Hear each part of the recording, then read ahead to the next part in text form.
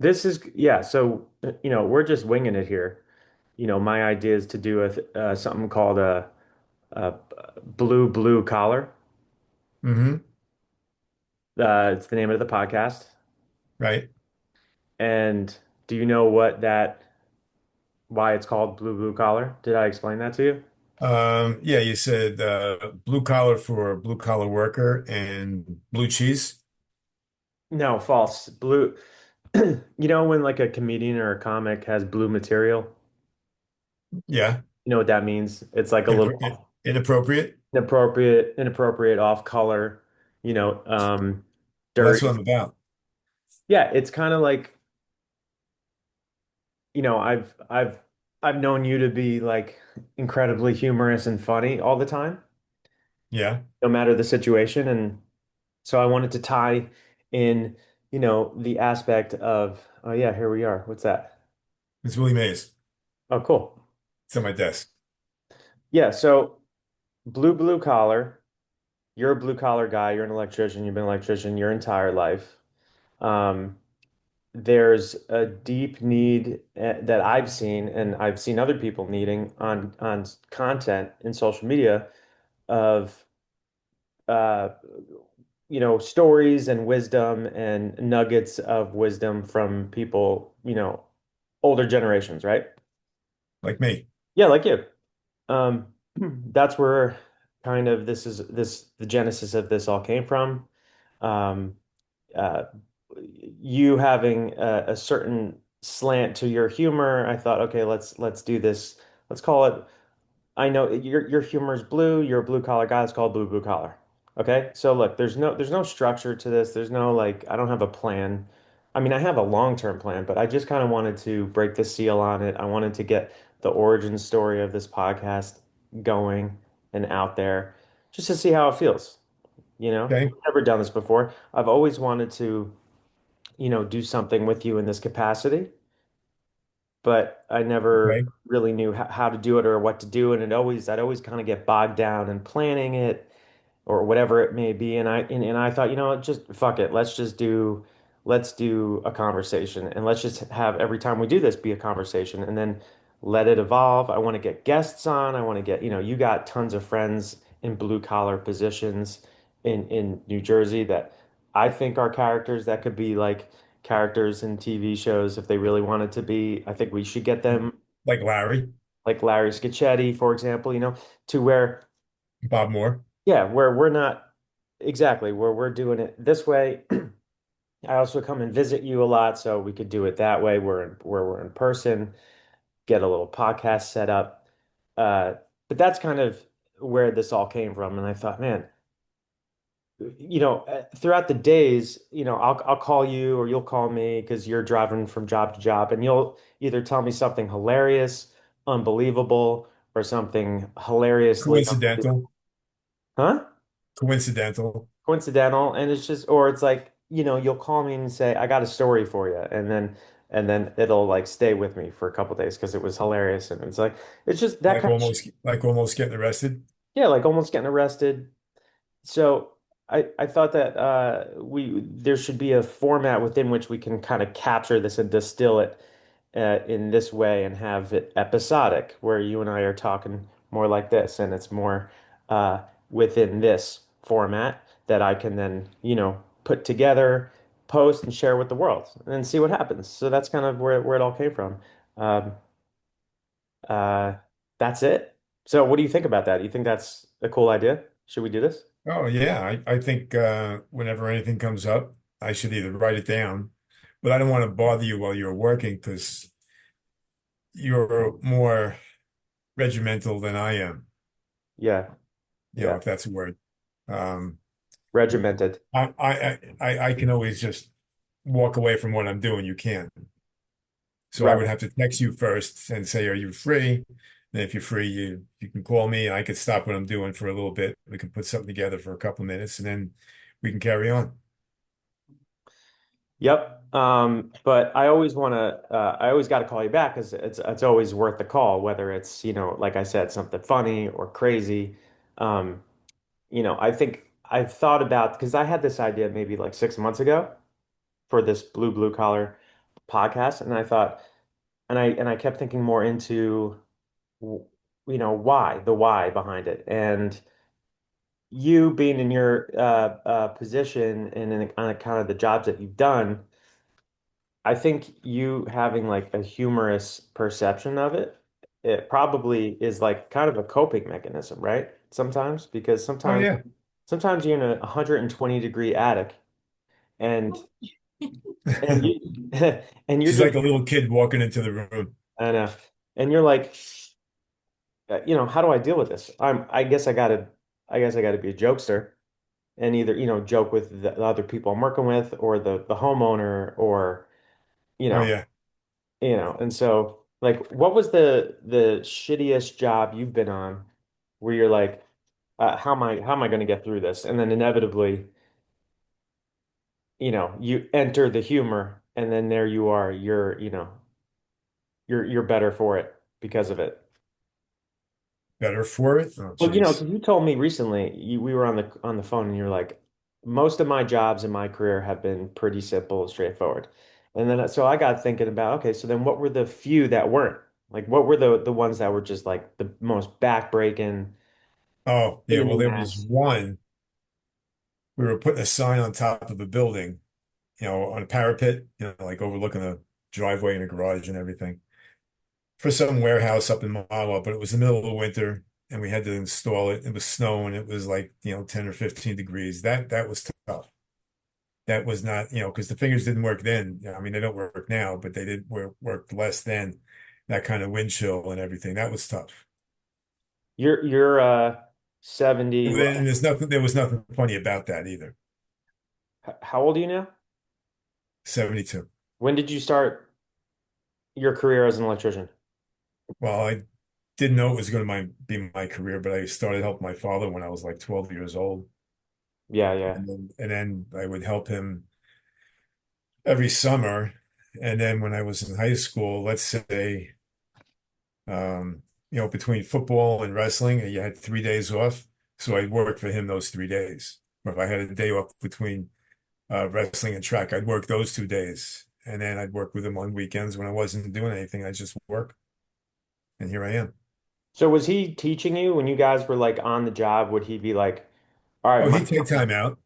huh? He'd take time out and teach me the basics. And The that's how you, basics. and that's how Huh? you worked. And then you got to a place where you were self-sufficient from that, or did you have to then? Well, yeah, I had to because he died when I was 19. So that's when I quit college, came home, got a few jobs. I was doing jobs on the side, which you're really not supposed to do, but did them anyway. And then when I had to teach myself from there. And then, do you remember the I moment? had some good bosses. I had a few good bosses that taught me a lot too. Uh-huh. You know, um, like wiring a whole house. There was a guy, Neil Herring was his name, Anchor Electric. As his wife actually was a teacher at my high school, and he was good. I mean, he taught me how to, wire boilers, air conditioners, whole houses. But my father taught me the basics, and just being handy with my hands, being able to work all kinds of tools. And then as I got older, I'd buy a tool and say, geez, how did I get along without this? Just recently I bought an oscillating saw. How did I get along without this? Or a circuit tracer, and that took two people. The circuit tracer you only really need one person. So yeah, you just working by yourself isn't the worst thing in the world. It's kind of satisfying, Mm-hmm. you know. You go to work, you can take lunch whenever you want. If I Yeah. worked for anybody, I'd be fired because I always take lunch between 11 and 11:30. That is the silver lining that you've never worked since you were what, early 20s. You've never had a boss. No. Let's say I stopped having a boss when I was closer to 30, but I was doing work on the side. My work on the side, I didn't have a boss. But when I left, the last job I had where I had a boss was Lennon Fink, division of Procter and Gamble, and that was the last place I had a boss because my job there was Procter and Gamble was up in Mawa, not Mawa, I'm sorry, Montvale.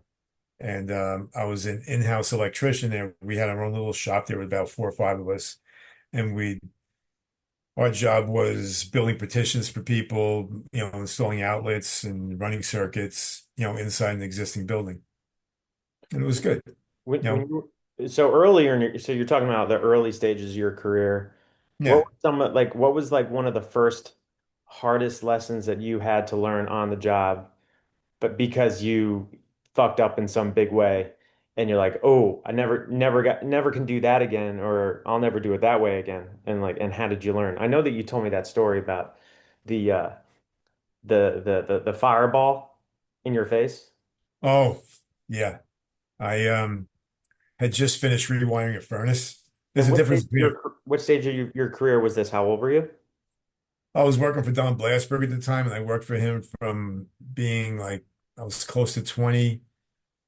I was 19, about 4 years, 19, until I was about 23. And I was wiring a boiler, and I finished wiring it. Public service had just come to, hook up the gas and everything. So I turned the switch on, and there was a little switch on the side of the furnace to hold it because it wouldn't start without the door on. So I held the button and I wanted to see it ignite. It ignited, and a flame came out the width of the furnace and engulfed my head, threw me up against the wall. Any beard I had was gone. My eyebrows were gone. My mustache singed up. And the next thing I knew, I was sitting in the back of a police car on my way to the hospital. I said, "Boy, you guys got here quick." They go, "No, it took us 20 minutes to get here." But that time just flew right by. But that wasn't pleasant Doesn't at all. sound pleasant. And there was a few more, testing. I worked for a company that made paper for hot stamping, and our biggest customer was Hallmark Cards, and there were heating units on the roof, and the spark plugs were about this big, and the only way to check the spark plug was to turn on the machine, and I held it with a pair of insulated pliers up against the machine to see if it was a spark. But the one time I did it, there was a little hole in the insulation on the pliers, and when it Oh ignited, no. it was a lot. It burnt a hole in the palm of my hand, and I couldn't let go, and that was tough. Oh That's no. Why else couldn't you let go? Was it like singed to your because I was being electrocuted. Your muscles contract, and it was shaking back and forth like that. And finally, I guess the blood runs out of your arm, and I dropped it. And then there was a time that that same job, the heating tunnels. I got to work. We had a locker room where we had to wear our uniforms, and I was the place opened up at 6. I would get there at 6:30. The machines were running. I touched the door to get into the locker room, and the machine behind me blew up. It threw me through the door into the hanging uniforms, and I didn't really know what happened. I went back into the warehouse through the door that it blew me through, and the whole machine was on fire. There were doors on it, and flames coming out. But fortunately and unfortunately, there was a door, fire escape in the locker room. So I went back in there to go out, and but that's where the dust collector was, which would collect the silver and gold dust. And that thing was on fire. That's where the explosion was. So I had to go back into the building and run through the smoke. Couldn't see where I was going. Made my way outside, and we had an elderly gentleman. His name was Helmut Klaus. He was working for us, and he had a really bad hip, and I couldn't find him outside. So I went back into the building.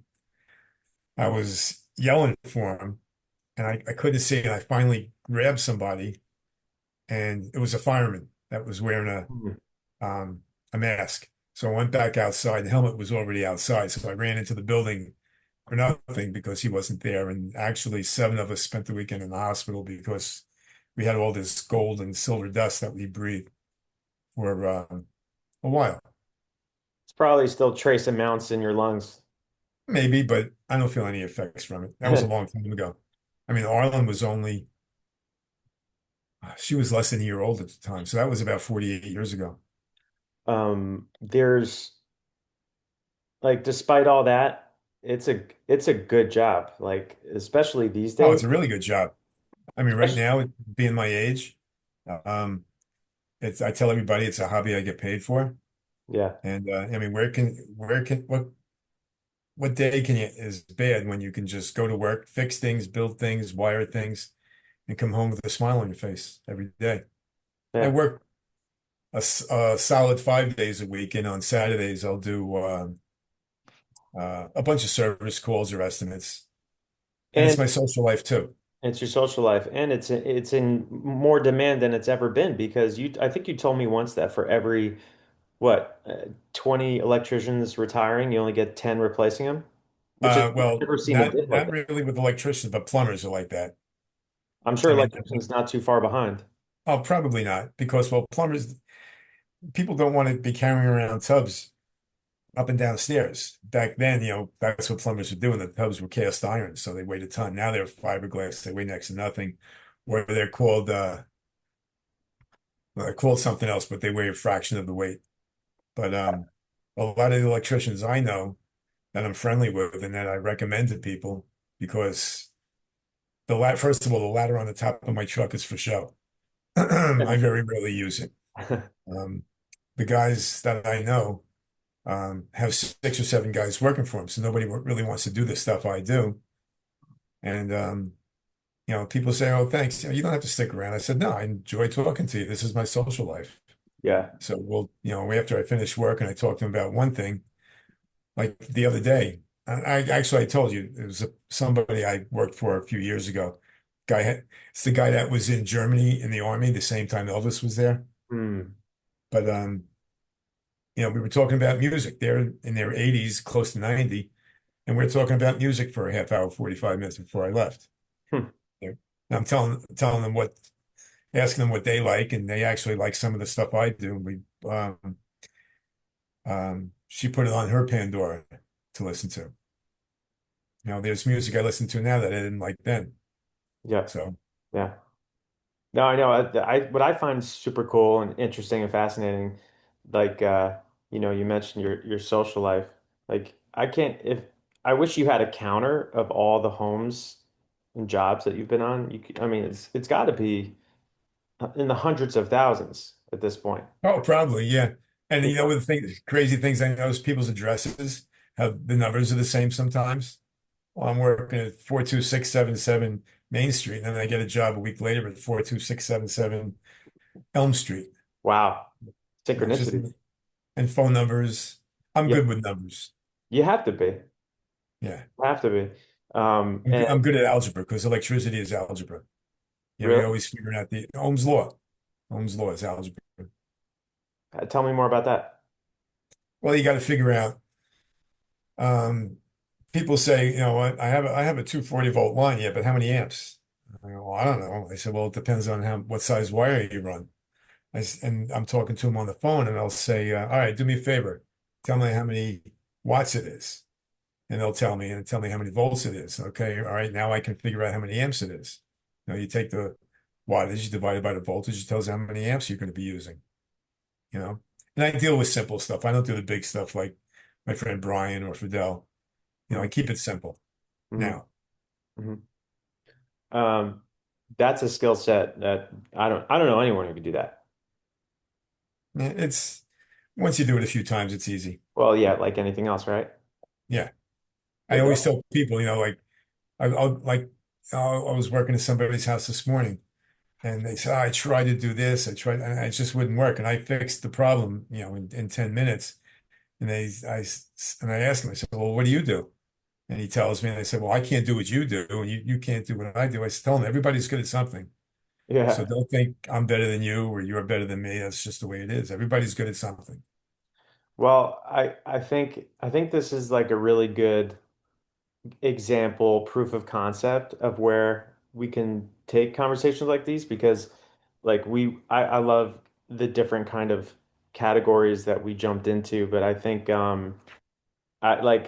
this is great. I think this is dope. Like we can do this Right. and go down certain paths and get, categorized and focus here Yeah. and focus there. And then I think when we bring like your friends on, then Yeah. it could be like a group dynamic. Good. Oh, I've already spoken to them. They're into it. Yeah. Um, yeah. And like the borough of Westwood, I wouldn't be as busy, started out with with coaching. I coached Arlen in softball and Garrett and you. And next thing I know, the borough of Westwood is an account of mine. Hmm. Or I get my bagels at Goldberg's Bagels every day. Now I work at all of Howie's bagel stores. It's endless. It's endless. It just goes on. And Yeah. I thought a couple of years ago I was going to stop getting business cards because I really don't want to hand them out. But I hand out like 10 business cards a day. Like the other day, I went to Wegmans and guy parks in front of me. We're nose to nose, and he goes, "You Newman Electric?" I said, "Well, today I am." And he goes, "I need an electrician. Are you Newman?" I go, "Yeah." So he goes, "I'll give you." He goes, "My name's Mike." I said, "Well, hi, Mike. I'm Mike." You know, well, Everyone's first of like, all, I have about 70 or 80 mics on my phone. that's insane. It is Mike's or Michael's, and some people like TV mic. I have a TV mic in the phone. Yeah. It's like the Italian thing, you Yep. know, Mikey the plumber, Tommy real estate. I got TV mic, stuff like that. Michael had to have been the most popular name in the It 50s. is the most popular name, Well, it's not today. Today it's probably like Lucas or something, but or Biff. yeah, but back then, like post-war, I'm sure Michael was like Yeah. every other kid. By the way, it means little angel, and Michael? yeah, and I'm the complete 180 of that. Yeah, must have been opposite day for your parents Yeah, that day. But no, I look forward to like I want to keep doing this and like I said, I come back to Jersey a lot, and so I want to get a little bit of a rig, camera set up, where we're setting up you and me, and we're having this conversation in person, but then there's a third chair, and then there's someone there, yeah, like, yeah. I don't know any one of my friends that wouldn't want to do it. Friends yeah, or contract. Larry would be all over. We could do it in Larry's basement where he builds his guitars. we could do that. We could bring it in there. So you have, you have friends who are, plumbers, carpenters, contractors, other Even electric. Bill Hickey. Bill Hickey, who's a good friend of yours who works for he's a production guy. He's a cameraman, works for Yeah, CBS News. You know, yeah, there's a lot of the point is these guys are like seasoned, experienced blue collar guys that can like the kind of guys that could fix anything that just have like a base of knowledge for so yeah, much that the pe people today don't have. And I think people want to see that. yeah. Don't forget Brian. My brother from another mother. Of course, of course. And the bonus to all of this is that all these guys are just endlessly hilarious and humorous and have so much to say in funny ways. So I think we can add a lot of value from our conversations to people who watch by, through education, through experience, through wisdom, but also like just basic like know-how. Like, Yeah, we could talk about like I want to ask Larry like what's the most common thing that your customers ask you about where if they just ha knew what to do, they would never have to call me. It's like that kind of stuff. I yeah. want those kinds of conversations going and give little nuggets of wisdom and humor along the way. You know who would be a good one? John Trapet. Hmm. You know, Again, an older we could blue do collar it. We guy could, we who could do did, it in his studio. yeah, He he did, loved doing stuff like that. yeah, so you're in, North Jersey, he worked in New York City as an audio technician, right? Yeah, he Right. did all the soundtracks for like I think right now his biggest account is Netflix, but Yeah. he used to do Oprah's show, um, but he did a lot of TV shows. Yeah, You know, it so is. kind of like I want you to be like my Ed McMahon in those situations, Mhm. to where I'm there, I'm kind of running the show, but you're helping ease the guest in and get them comfortable, and then it's just you It guys. just goes. It just goes. I'm kind of creating the structure where needed, and then we're just going to try to capture lightning in a bottle. That's kind of what I think Yeah. we can do. Okay. I think we Well, have the I need a push. I mean, it's got to be like I can't start this whole thing off. I mean, I mean, you could see. I mean, you started yeah. and I just followed. Well, with like all these sorts of things, they'll take shape over time, and we'll lean into things that work, and we'll discard things that don't. that's how these things go. You can't, I've been wanting to do this forever. I was just like, well, let's just freaking do it. Yeah, And we could do it in the back of my truck. Be sitting in the side of my truck. We yeah, could do it there. yeah, we'll figure it out. We'll figure it out. But it looks fairly certain that I'll be back in New Jersey in less than a month. So, we'll do this a couple more times, and then when I'm there, we'll do it. We'll do it there. We'll line Okay. up some guests. We'll get a little studio setup going, wherever that may be, Yeah, and we'll take it from there. um, do you know what date you're coming back? I have to be there October 9th, so sometime before October 9th. Don't know when. Okay, let me look at, Let you know. But just want for the sake of this podcast, we're I gonna. think, Huh? I think the fourth or the fifth, I'm going to West Point. Okay. I'm Um, not sure. all right, but for the sake of this podcast, we're gonna end it there, and then we'll do a little Okay. post-mortem, and then we'll figure out Postmortem. Okay. Does that have to do with dead people? something like that. Okay.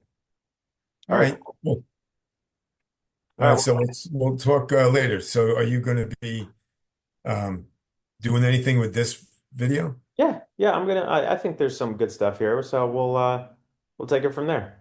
Okay. As long as it makes you happy. I mean, Yeah, it makes me happy doing it, I mean but that's your kids are supposed to be happy. I ain't So doing this unless it's fun. yeah, okay. Well, I had a good time. All right, good. We'll do it again. Okay, I'm going to a basketball game now. Okay. Appreciate All it. right. Thanks Okay. for your help. Love you, That's Colin. it. Talk to you That's it. soon. All All right, right. bye. Bye.